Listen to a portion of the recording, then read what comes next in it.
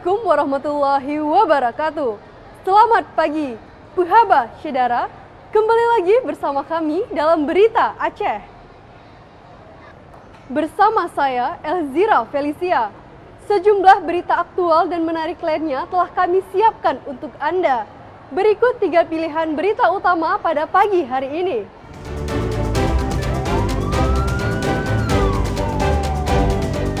Kebakaran hebat melanda permukiman padat di kota Banda Aceh menyebabkan 3 rumah dan 1 kios musnah.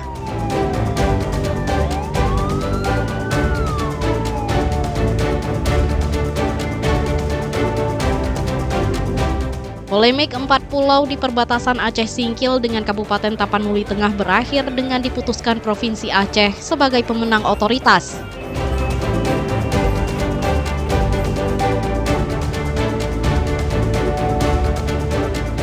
Tanggul dan saluran air yang tak kunjung diperbaiki usai diterjang banjir mendorong warga memperbaiki sendiri fasilitas tersebut.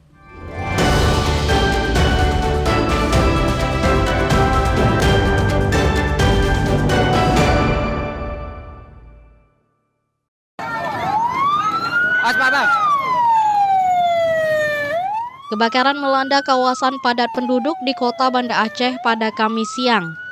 Akibatnya 3 rumah dan 1 kios ludes dilalap api. Kebakaran sempat mengagetkan warga dan penghuni rumah. Petugas mengerahkan 6 mobil damkar untuk memadamkan api. Namun seorang petugas damkar harus dilarikan ke puskesmas karena sesak nafas usai terhirup asap saat memadamkan kebakaran. Kebakaran bermula dari api yang berasal dari salah satu bangunan. Api dengan cepat merembet karena bangunan terbuat dari kayu dan cuaca panas yang mendera kota Banda Aceh. Kondisinya makin sulit akibat angin dan bangunan yang berdekatan. 3 rumah dan 1 kios ikut terbakar. Tugas dibantu warga terus berjibaku memadamkan kebakaran, namun kebakaran baru bisa dipadamkan 1 jam kemudian.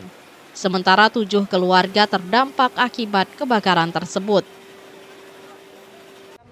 Info yang kita terima, 2 unit rumah itu terbakar habis, 2 unit imbas, dan ada 2 kios yang terbakar. Terkait korban, sampai saat ini kita belum mendapatkan info yang pasti.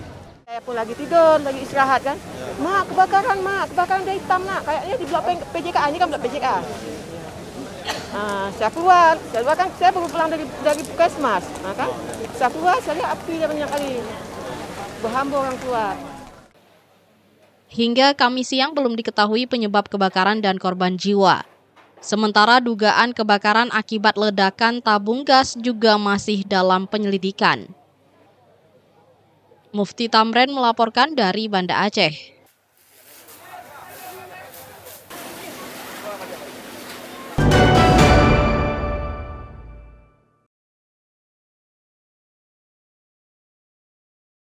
Sengketa 4 pulau di perbatasan Provinsi Aceh dengan Sumatera Utara, Sumut berakhir. Otoritas 4 pulau yang terletak di antara Kabupaten Aceh Singkil, Kabupaten Tapanuli Tengah kembali ke Provinsi Aceh. Gubernur Aceh Muzakir Manaf yang kembali dari Jakarta membawa kabar gembira terkait 4 pulau. Pulau Panjang, Pulau Lipan, Mangkir Gadang, dan Mangkir Ketek resmi menjadi milik Pemprov Aceh. Dalam keterangannya, Gubernur Muzakir Manaf menyebutkan bahwa keputusan pengembalian 4 pulau kepada Aceh telah disampaikan langsung oleh Presiden Prabowo Subianto dan Mendagri dalam pertemuan di Jakarta.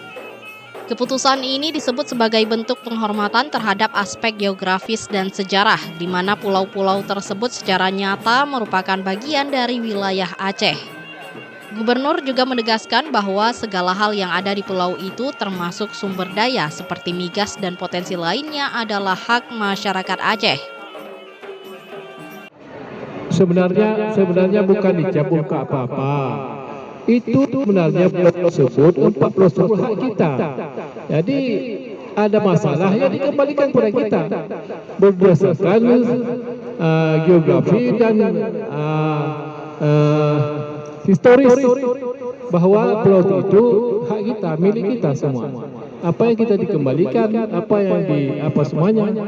Jadi saya tadi dah pasti. Yang kita lihat nanti yang jelas pulau itu banyak peminat. Terima sekali dari Timur Tengah. Assalamualaikum. Gubernur berterima kasih kepada seluruh elemen masyarakat yang telah memberi dukungan, termasuk tokoh-tokoh Aceh dan para ulama yang dinilainya berperan besar dalam perjuangan kali ini. Dengan resminya 4 pulau kembali ke pangkuan Serambi Makkah, pemerintah Aceh akan menjaga dan mengelola pulau-pulau tersebut untuk kesejahteraan rakyat. Mufti Tamrin melaporkan dari Aceh Besar.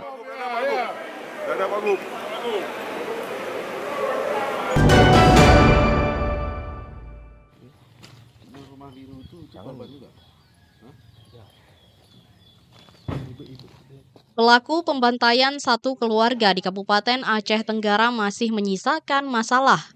Hingga hari keempat, pelaku pembantaian belum berhasil ditangkap karena tidak diketahui tempat persembunyiannya. Anggota Polres Aceh Tenggara masih terus mencari ke sejumlah lokasi yang ditengarai tempat persembunyian pelaku. Sekitar 50 personel Polres Aceh Tenggara dikerahkan untuk menangkap pelaku.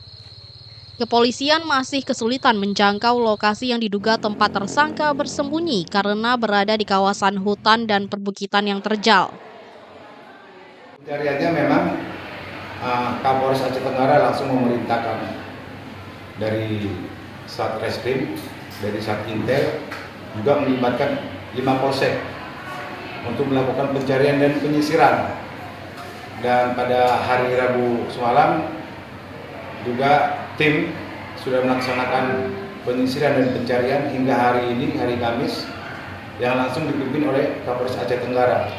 Berapa personil yang dilibatkan, Pak? Kalau untuk personil sekitar lebih daripada 50 orang karena ada 5 polsek yang dilibatkan dan dari Polres adalah Satreskrim dan Satintel.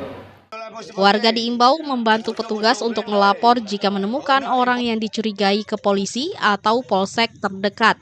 Sementara motif penyerangan belum diketahui karena masih fokus pencarian pelaku dan butuh pendalaman. Sementara itu, ibu pelaku pembunuhan meminta anaknya menyerahkan diri ke aparat kepolisian. Sanimah mengaku syok mendapat kabar atas peristiwa yang dilakukan anaknya Ardian Syah Putra. Sang ibu pelaku sudah lama tidak bertemu dengan anaknya semenjak bercerai dengan suaminya dan kini mendapat kabar sang anak melakukan pembunuhan. Udah lama aku terpisahnya, aku hampir 20 tahun gitu kan. Berpisahnya aku sama anak-anakku. Dia tinggal sama ayahnya di pergunungan di Kompas gitu. Gak pernah aku jumpa lagi sama dia. Mana kasih kadang-kadang sebentar dia pulang ke rumah neneknya, sebentar kasih dia itu nelpon, itu enggak lagi gitu. Terus itu kejadian ini aku nggak tahu, masalah ini sama paman cekcok aku nggak tahu, aku jarak dari dia kayak gitu. Ardian, anakku Putra, terus kau serahkan dirimu nakku, biar nggak resah aku nakku, secepatnya kau serahkan dirimu nakku ke polisi nakku. Ibu pelaku telah mendatangi dan meminta maaf kepada pihak keluarga korban. Ia sangat terpukul atas kejadian yang menimpa satu keluarga di desa Uning Segugur. Pembantaian satu keluarga menggegerkan warga Aceh Tenggara pada Senin siang lalu. 5 orang tewas mengenaskan, seorang lainnya masih dalam perawatan intensif di RSUD Sahudin, Kuta Cane. Maimunzir melaporkan dari Aceh Tenggara.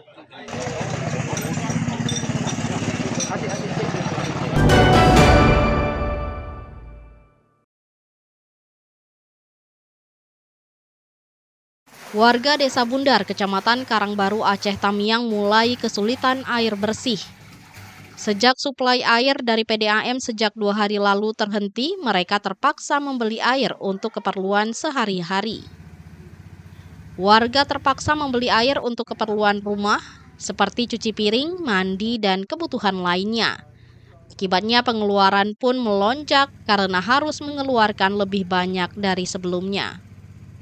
Air isi ulang yang sebelumnya digunakan warga untuk diminum atau memasak saat ini digunakan juga untuk mandi dan mencuci.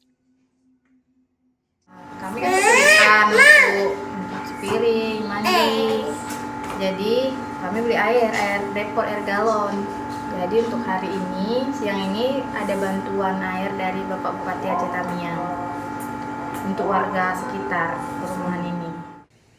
Pasokan air PDAM Aceh Tamiang putus akibat terjadi penyumbatan pada beberapa pipa utama dan turunnya debit air sungai. Kondisi ini dialami hampir seluruh pelanggan PDAM. Selama 2 hari ini terganggunya penyuplaian air ke masyarakat